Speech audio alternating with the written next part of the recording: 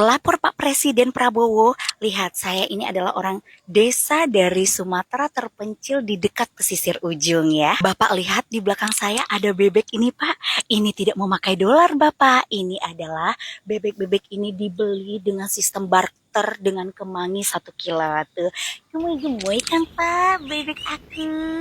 Bapak lihat juga di belakang saya ada beberapa anak ayam dengan mamanya yang lagi bertelur 20 telur Pak. Itu juga tidak dibeli dengan dolar Pak, itu pakai sistem barter juga dengan bunga ayam ini. Ini bunga berkhasiat sekali Pak kalau di desa ini ya, pengusir hama. Nah di belakang ini kolam gurame Pak. Jadi kalau aku lapar langsung mancing aja Pak. Enak banget ya kalau tinggal di desa. Soalnya nggak ngerti harga impor. Ikan aku juga nggak ngerti pakai bahasa dolar Pak. Jadi nggak bisa dijual. Bapak tahu kan kenapa orang-orang desa tuh sehat? Karena mereka punya pisang sendiri Pak. Ini pisang emas aku, pisang raja aku udah ada. Ini pisang kepok aku, di belakang ini pisang jantan aku, yang di situ Pak ada pisang Ambon aku, ada 2 rantai Pak. Tuh coba lihat Bapak tuh berbuah kan semuanya. Wah Masya Allah ya. Bapak juga kalau makan pepaya kan pepaya impor ya, soalnya kami nggak ngerti pepaya impor, kami tuh ngertinya pepaya organik Pak. Makanya orang desa mah nggak pakai ya sistem dolar bener-bener. Bapak tanya dong, tanya-tanya skincare aku gimana. Aku nih Pak kulitnya tuh selain air wudhu sama air sumur ya, sama air curah hujan. Ini aku pakai ini skincare aku Markisa. Bapak tahu kan lihat. Markisa aku Masya Allah ini tinggi vitamin C Pak. Tinggi zat besi, zinc juga. Oh ya Allah. Tuh, Bapak lihat dong tuh. Ya, ini juga alhamdulillah tetangga-tetangga orang desa di sini ya makan markisa aku Pak, alhamdulillah lah ya jadi amal jariah. Jadi nggak pakai dolar Pak, aku ridho Pak mereka ambil. Untuk lalapan Bapak jangan tanya dong, lihat tuh cengkok aku rame ya kan. Terus aku punya kemangi Pak banyak, aduh ya Allah Bapak sini mah kalau di desa tuh ya nggak pakai dolar Pak. Tuh lihat kemangi aku, rempah-rempah sendiri. Bapak mau tahu, aku tanam bawang merah loh Pak. Ini sudah berpanen berkali-kali. Coba Bapak cek deh di TikTok aku. Udah banyak banget aku panen bawang merah. Alhamdulillah ya Pak ya. Pokoknya rakyat Indonesia. Bapak jangan lupa ya, doain nih matoa aku nih Pak. Ya, kalau bisa aku mau jual Pak, pakai dolar lah sekali lah ya, orang desa ini pakai dolar gitu ya, biar kelihatan kayak kaya raya gitu.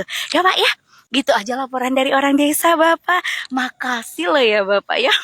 Bapak mah gemesin banget. Gigit nih.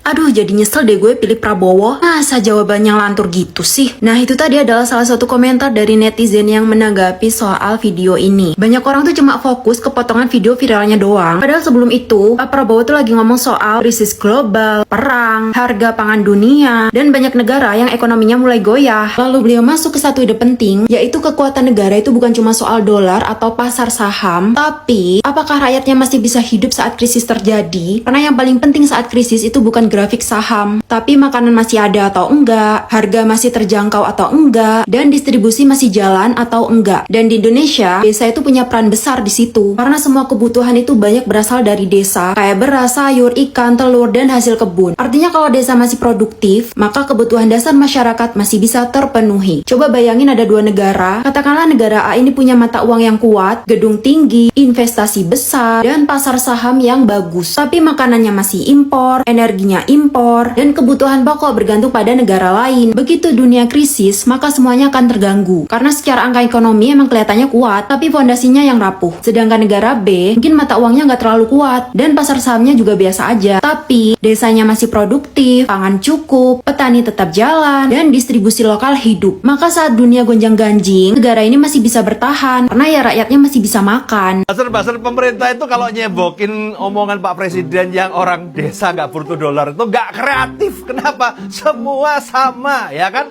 Lu lihat aja, POV-nya pasti begini. Ya, ini kan cuma sekedar clipping. Kalau kita lihat keseluruhan Pak Prabowo dari awal sampai akhir tuh membahas masalah ini. Ya jelas dong, masa presiden lu dari awal sampai akhir ngomongnya ngaco? Kalau begitu udah masuk di rumah sakit jiwa, bos. Udah di impeachment itu. Kreatif dikit dong, pakai angle yang berbeda-beda dong. Nih gue kasih contoh nih ya. Nih salah satu angle cara belain Pak Presiden ya. Dan ini disponsori oleh infogestun.com. Tarik tunai kartu kredit yang aman, nyaman, dan terpercaya.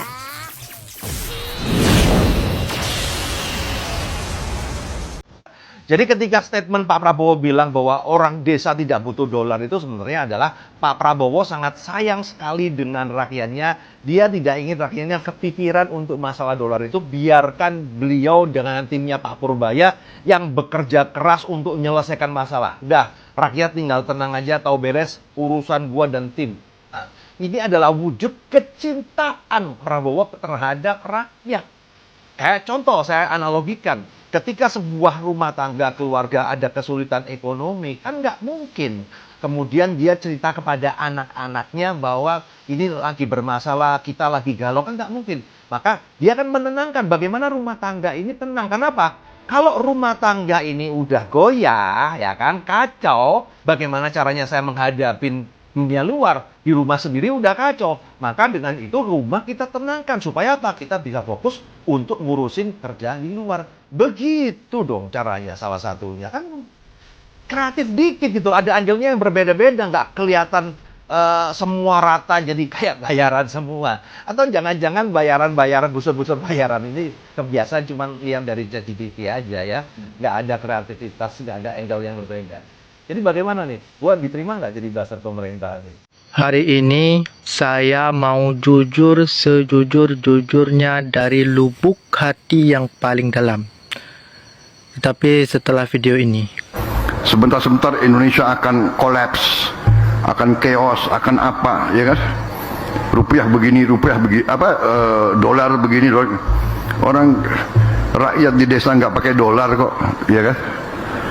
Pangan. nah, jujur teman-teman, setelah menonton video pidato seorang presiden yang tidak tahu apa imbasnya dari inflasi, saya merasa seolah-olah berada di dalam bus yang posisinya di jalan yang terjal dan di sampingnya ada jurang, dan melaju dengan kecepatan yang sangat tinggi dalam kondisi rem yang sudah blong. Namun Pak sopirnya berkata, "Tenang, kita aman-aman saja," sambil menyalakan musik dangdut. Itu yang saya rasakan. Sekarang kita pertanyakan, apakah Bapak Presiden tidak tahu kisah yang ini? Pengalaman negara yang lain seperti ini. Untuk membeli satu roti harus membawa uang 1 karung. Itulah imbasnya dari inflasi. Padahal kami di desa ini semuanya jauh dari pusat-pusat industri. Biaya barang yang dinaikkan dari perkotaan ke daerah pedesaan di kaki gunung itu 2 kali lipat lebih mahal daripada di perkotaan.